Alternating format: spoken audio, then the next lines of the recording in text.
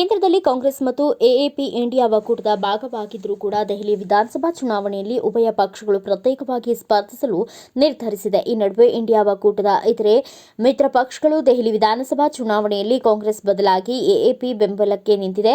ತೃಣಮೂಲ ಕಾಂಗ್ರೆಸ್ ಮತ್ತು ಸಮಾಜವಾದಿ ಪಕ್ಷ ಅರವಿಂದ್ ಕೇಜ್ರಿವಾಲ್ ನೇತೃತ್ವದ ಎಎಪಿಗೆ ಬೆಂಬಲ ನೀಡುವುದಾಗಿ ಘೋಷಿಸಿದೆ. ಇನ್ನು ದೆಹಲಿ ಚುನಾವಣೆಯಲ್ಲಿ ಉಭಯ ಪಕ್ಷಗಳು ಪ್ರತ್ಯೇಕವಾಗಿ ಕಣಕ್ಕಿಳಿಯಲು ನಿರ್ಧರಿಸಿದ ಬಳಿಕ ಪರಸ್ಪರ ವಾಗ್ದಾಳಿಗಳು ಕೂಡ ಹೆಚ್ಚಾಗಿದೆ. ಅದರಲ್ಲೂ ಕಾಂಗ್ರೆಸ್ ನಾಯಕ ಅಜಯ್ ಮಾಕೆನ್ ಕೇಜ್ರಿವಾಲ್ ಅವರನ್ನ ರಾಷ್ಟ್ರ ವಿರೋಧಿ ಎಂದು ಕರೆದಿರುವುದು ಕೇಂದ್ರದಿಂದ ದೆಹಲಿಯಲ್ಲಿಯೂ ಮಿತ್ರತ್ವಕ್ಕೆ ಕಡಿವಾಣ ಹಾಕಿದೆ. ರಾಜಸ್ಥಾನದ ಮಾಜಿ ಮುಖ್ಯಮಂತ್ರಿ ಅಶೋಕ್ ಗೆಹ್ಲೋಟ್ ಎಎಪಿಯನ್ನ ದೆಹಲಿಯಲ್ಲಿ ವಿರೋಧಿ ಎಂದು ಕರೆದಿದ್ದಾರೆ. ಇದಾದ ಬೆನ್ನಲ್ಲಿಯೇ ಕೇಜ್ರಿವಾಲ್ ಕಾಂಗ್ರೆಸ್ ವಿರುದ್ಧ ವಾಗ್ದಾಳಿ ನಡೆಸಿದ್ದಾರೆ. ಕಾಂಗ್ರೆಸ್ ನಾಯಕ ಹೇಳಿಕೆಯು ಅವರ ಪಕ್ಷ ಮತ್ತು ಬಿಜೆಪಿ ಈಗ ಅಧಿಕೃತವಾಗಿ ಮೈತ್ರಿಯಲ್ಲಿದೆ ಎಂಬುದನ್ನು ದೃಢಪಡಿಸಿದೆ ಎಂದು ಹೇಳಿದ್ದಾರೆ.